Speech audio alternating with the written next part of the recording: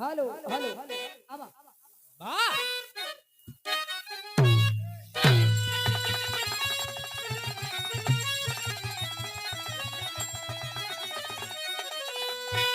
होया सवरिया रे गइया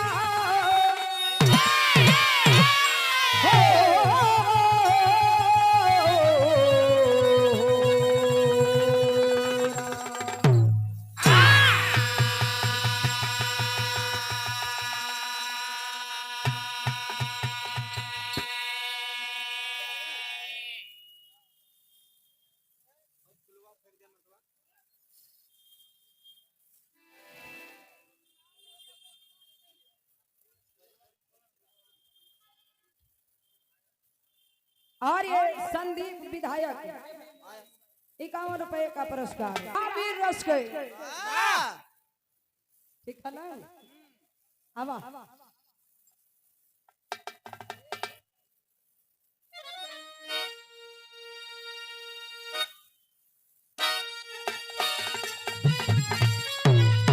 तो वक्त पे काम आया वही मर्द है आया बड़ी कुर्बानी दे के बचा ले जो पानी तो पानी पे शान के जो मरे खुशी मर्द की है कायम जिंदगानी शेर करने दुर्योधन चला कुंज में कर लिए वीर गंधर्व उस पे चढ़ाई तो हार होगी मेरी हस्तिनापुर की जिसके कारण समर में हुई है लड़ाई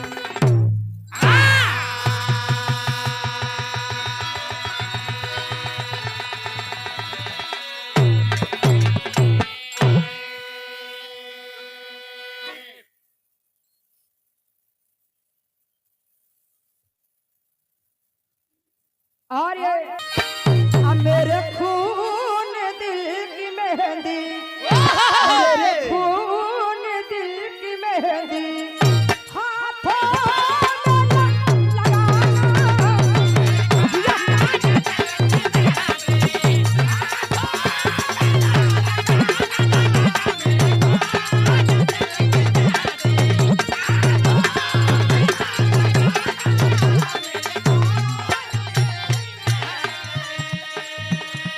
अब मेरे खून दिल की मेहंदी हाथों में ना लगाना जब निकले मेरा जनाजा जब निकले मेरा जनाजा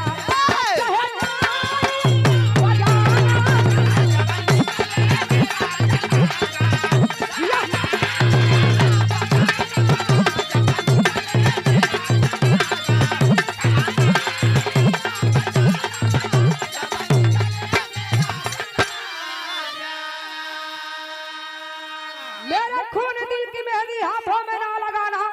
जब निकला मेरा जनाजा तो शहनाइया बजाना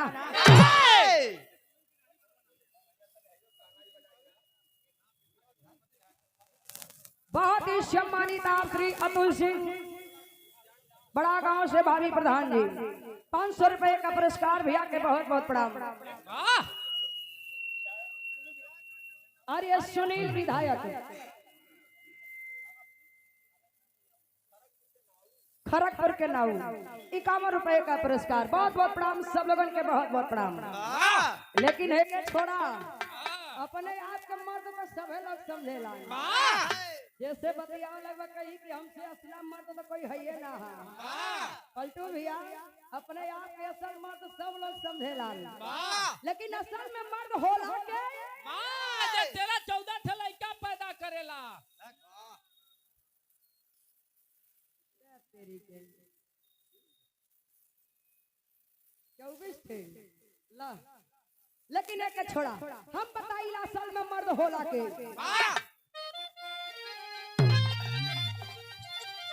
अन्ना हरी वही अयोध्या ना हरी वही अयोध्या बट पे जो काम आए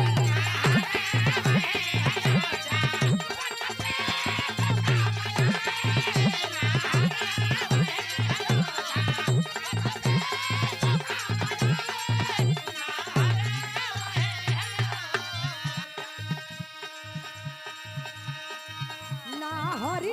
वही अयोध्या बचते जो काम आए रखले वो अपना पानी रखले वो अपना पानी गैरों के काम आए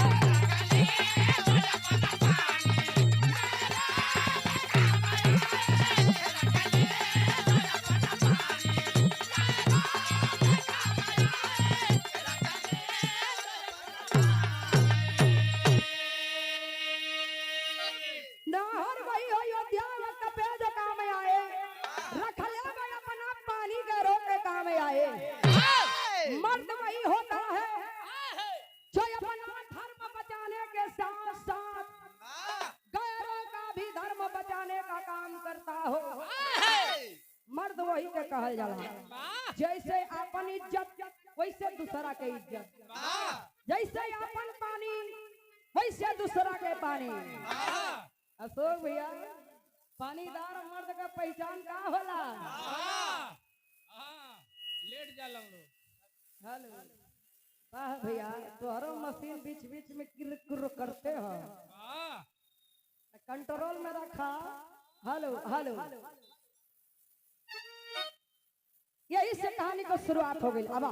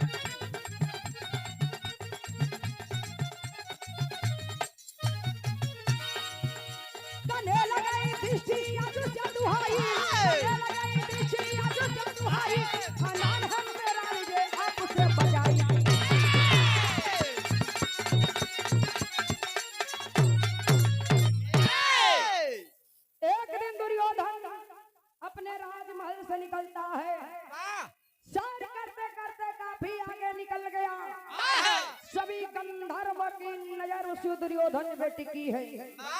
देखते ही देखते दुर्योधन को पकड़ते हैं पकड़ कर लेकर आकाश मार्ग से उड़ जाते हैं काफी ऊपर गया दुर्योधन नीचे नजर पड़ती है नीचे कौन खड़े हैं धनुधारी अर्जुन खड़े हैं देखता है वहीं से आवाज देता है भैया अर्जुन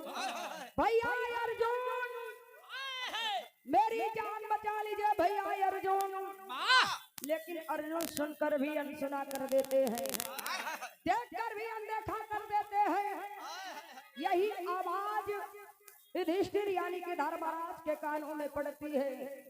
दौड़ के जाते हैं अर्जुन के पास अर्जुन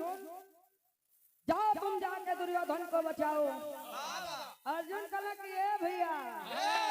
एकरा के चाहिए हम मारी एकरा के चाहिए हम मारी के प्रमोद के हो नहीं बात सुहा बता एकरा के चाहिए हम मारी चाहिए कोई और मारी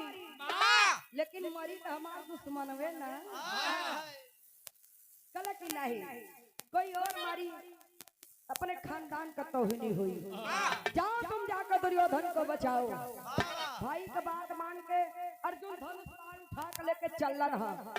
कैसे ही है वो गीत लगल मास्टर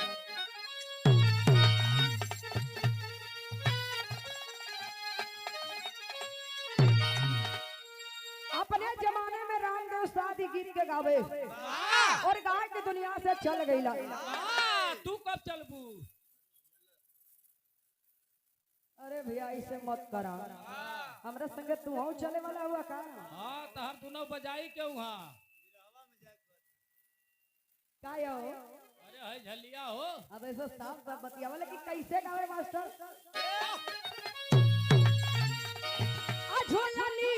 पे उड़ाली अझोलनी पे उड़ाली जहाजिया उड़ादा हमारा पैजे मरा जो हीरा जड़ादा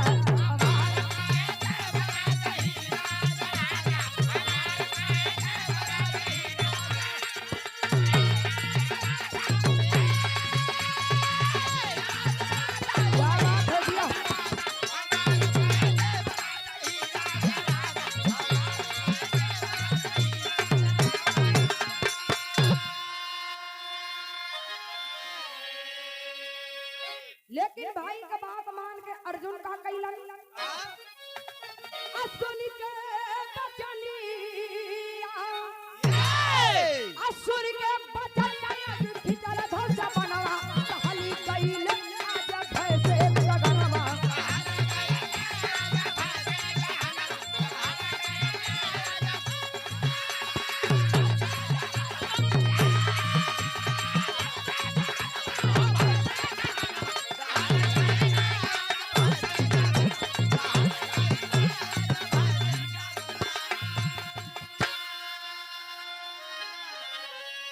अब बनवा पे बनवा हले बरसाई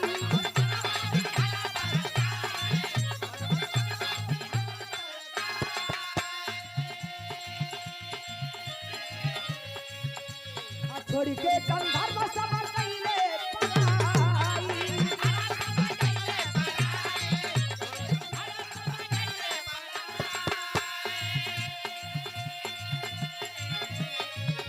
अराफली हले या कुलवा की रानी दहली कैले ऐसे करनवा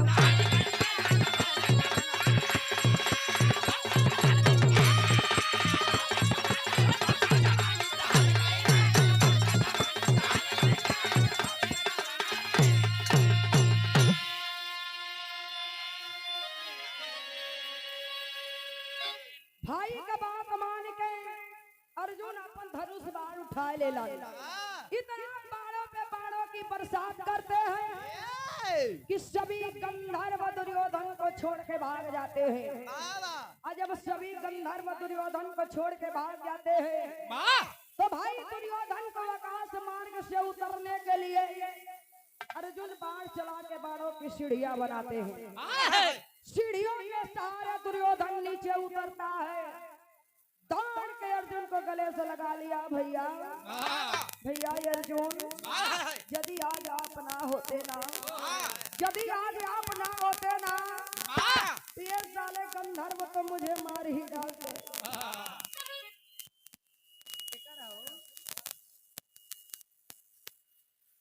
और एक ना तो ये साले गंधर्व तो मुझे मार ही डालते आज मैं बहुत खुश हूँ बहुत खुश हूँ जो भी वरदान मांगना चाहते हो मांग लो अर्जुन कले के भैया वरदान दिहल चाहत हुआ तो सुना ई वरदान हमार आप पे उधार रही जब एक उचित समय आई तो हम अपन वरदान आपसे मांग ले धीरे धीरे समय बीतल 5 पांडव अपर राज पाठ कौरव के हाथ हार गईला दुशासन रानी द्रौपदी का चीरहरण कैलस तबो वरदान ना मांगत हुआ ई वरदान मांगे कब जब एक उचित समय आई तब धीरे धीरे समय बीतल महाभारत में लड़ाई छिड़ गई मेरा बहुत नजदीक महाभारत में लड़ाई छिड़ गई तो गीत बदल गए मास्टर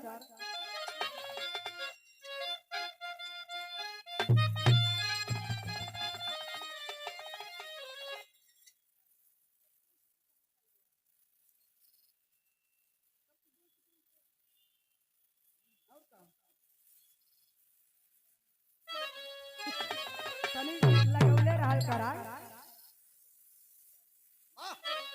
एक लाइन हमरे इलाहाबाद वाला चले के जनाब हैदर गुरुजी गावत रहला कोनो लड़की के ताल में लहिराने में हो गया बारात आयल वजह सिंह भैया बारात आयल तुम्हार मन बहुत उदास बा हम जानत है बारात आयल बके हम जइबे ना करब काहे काहे न जाई बतावे।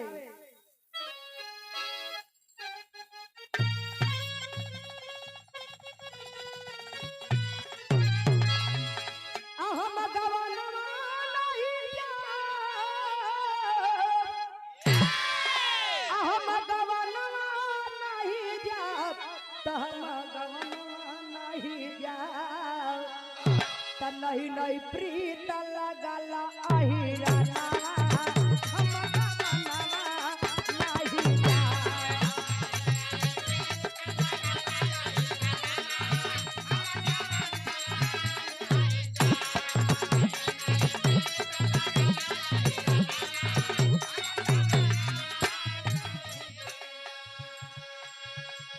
काहे कि अहिरा खियावे पेड़ा मिठाई तो तई कखियो बे मना। अहिरा तो जब मिलेला लए हमार करे जा ला रसमलाई खाएला ला रसगुल्ला खाएला। अब तो गुड़ई जलेबी के महंग बाड़ा। तो अहिरा खियावे पेड़ा मिठाई तो तई कखियो बे मना। तनो कहबे रहबा अहिराना, तनो कहबे रहबा अहिराना, हम गवनवा नहीं जाब।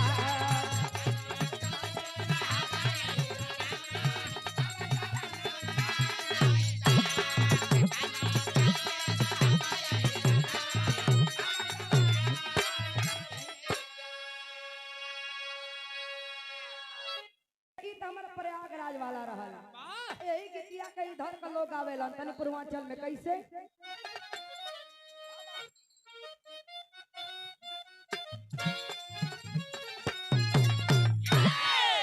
हम गवनवा नहीं जाब, हम गवनवा नहीं जाब, नहीं नहीं प्रीत लगल अहिराना,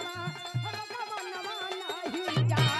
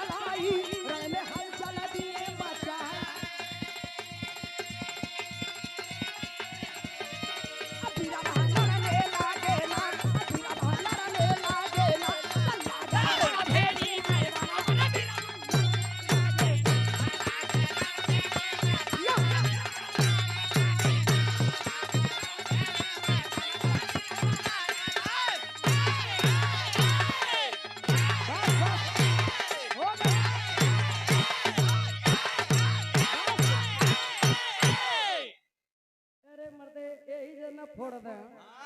सही देबू तो सही मारी।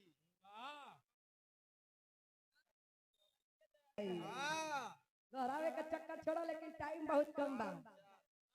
चौरे समय महाभारत में लड़ाई छिड़ गई। शबीर योद्धा पर वीरताई कायम करत हवन, लेकिन लड़ाई का एक वसूल रहे। दिन भर लड़ाई होके शाम की लड़ाई बंद कर दिया जाए। और जब शाम की लड़ाई बंद कर दिया जाए तब वीर योद्धा अपने अपने सैन्य कक्ष में जाकर थोड़ी देर विश्राम करे। विश्राम कैले के बाद राजसभा लगती थी, बातें होती थी आखिर में कल की लड़ाई कैसे लड़ी जाएगी। बातें हो ही रही है, तभी दुर्योधन की नजर पड़ती है भीष्म पितामह पे। कहता है बड़े आपको बहुत बड़ा योद्धा बताते हो, अपना आपको बहुत बड़ा योद्धा बताते हो, केवल 5 पांडवों को नहीं मार पा रहे हो। कौरव की तरफ से जो भी सेना जाती है कुछ न कुछ सेना कम होके आती है, कुछ न कुछ वीर कम होके आते हैं, लेकिन 5 पांडवों की तरफ से ना ही सेना कम होती है, ना ही 5 पांडव कम हो रहे हैं। कहल जाला ए बाबू, जितना गोली बारूद काम ना करेला उतना एगो बतिया काम कर जाला। दुर्योधन का कहल बात भीष्म पितामह के करेजा में बाण नियन चुभल है। क्रोध में आ गई, मियान से 5 बाण निकलना पड़ गई। कल की लड़ाई रणभूमि में ही बाण से 5 पांडवों को समाप्त कर दे। अरे बाप रे बाप, तो भयंकर टेरी के भाव में कहना बा।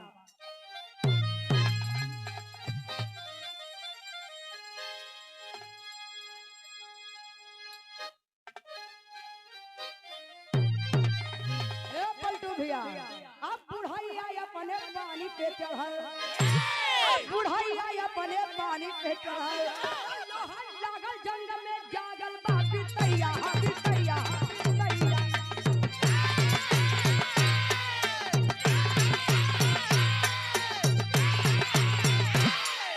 लोहन लागल जंग में जागल बापी तैया, बुढ़ैया अपने पानी पे चढ़ल। अरे बाप रे बाप, यही बतिया पता चलल मुरली मनोहर के जाके अर्जुन से बतावत हुए, अर्जुन थर का पथुआ, अर्जुन थर का पथुआ। अरे बाप रे बाप, भीष्म पितामह प्रण कह ले हुआ तो हो ना हो, कल की लड़ाई रणभूमि में हम 5 भाई मारल जाई। लेकिन ए बाबू समझावे लगला मुरली मनोहर पगलाइल हुआ, चाहे आज किस समय आ गया।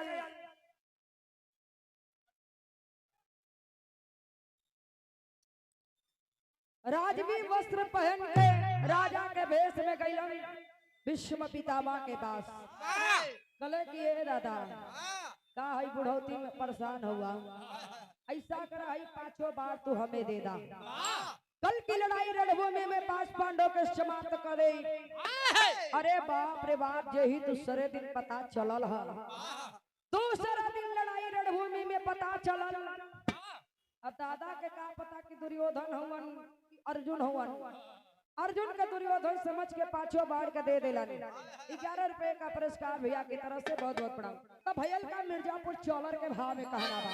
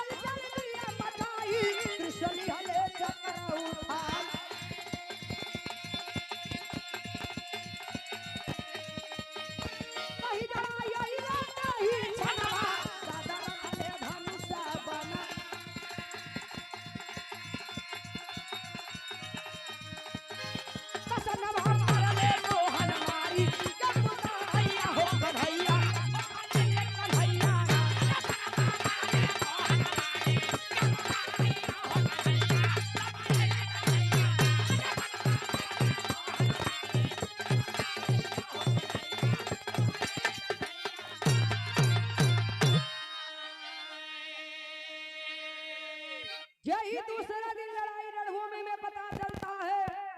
भीष्म पितामह हलचल मचा देते हैं, इतना बेबस कर दिया कि मुरली मनोहर को चक्र सुदर्शन उठाना पड़ा, क्योंकि प्रण किए थे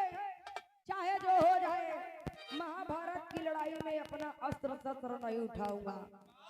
यही अस्त्र शस्त्र उठौला इशारा करना शिखंडी हिजड़ा सामने आ गया वाह विश्व में पितामह धनुष बाण नीचे रख देला काहे लगी प्रण कैले रहना चाहिए जवन हो जाई महाभारत की लड़ाई में कोनो हिजड़ा कोनो औरत आदाई अस्त्र शस्त्र ना उठाई जय धनुष बाण नीचे रखला अर्जुन का इशारा करन अर्जुन बाण चला के इतना बाण चलाते हैं भीष्म पितामह की पूरी शरीर छल्ली हो जाती है सरसैया पे लेटे हैं भीष्म पितामह फिर भी महाभारत की लड़ाई देखते हैं कवि जी के आल्हा के भाव में लिखे के पड़ल हा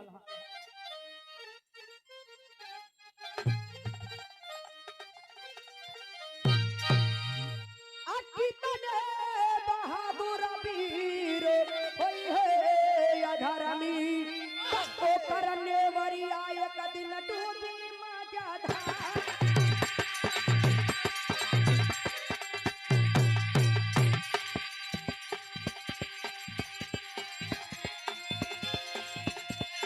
अन्यायी कसाई जाने दुश्मन बेईमान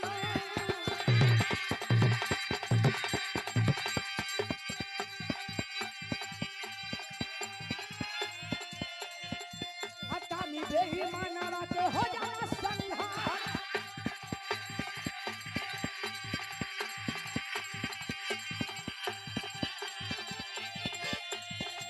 अकड़िया तो दुर्योधन दुशासन मारल गई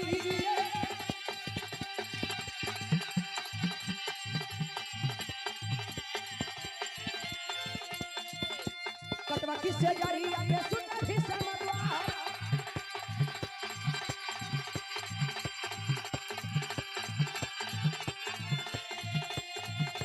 मारे गए सो भी तरस के लाला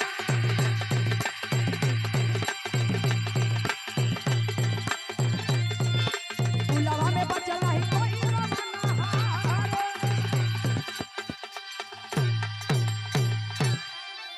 आप बीतल बा समैया छोड़ के हस्तिनापुर नगरिया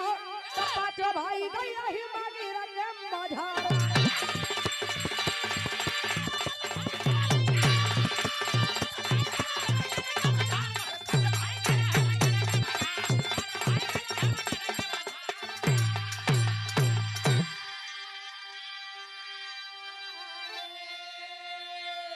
महाभारत की लड़ाई में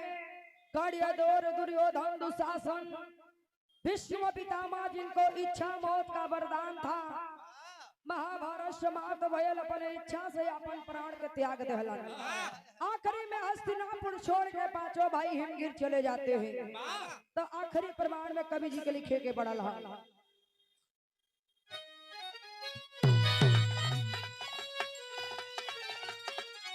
आप प्यारो सा सारा जीवन में सत्य के गतिया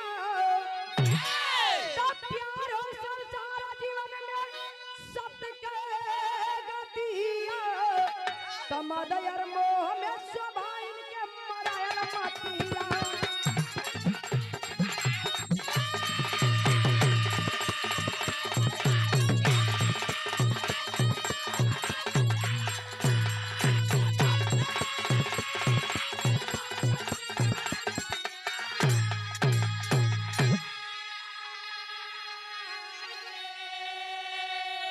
अब परिषद के राज देके धर्मराज ज्ञानी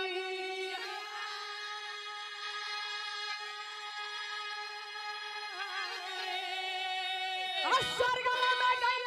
द्रौपदी भवानिया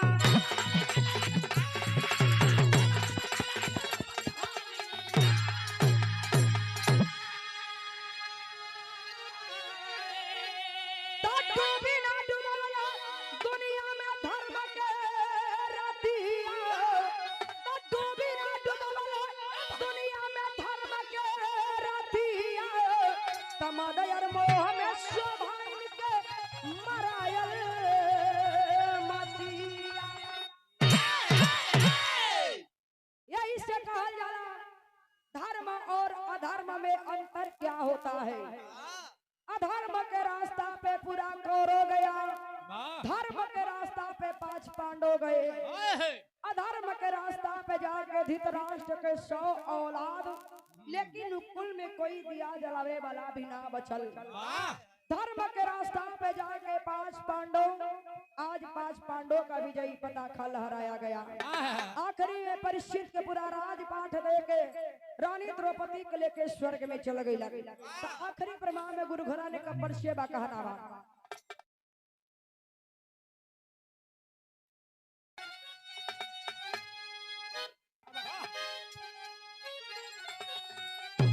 तुझे वो सुखनंदन, हे सुखनंदन ललकार।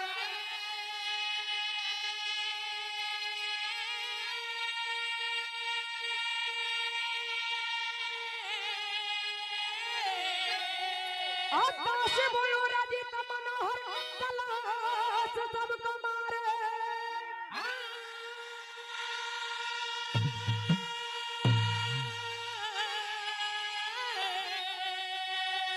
बुढ़ाई आया अपने पानी पे चढ़, बुढ़ाई आया अपने पानी पे चढ़, प्रीति जो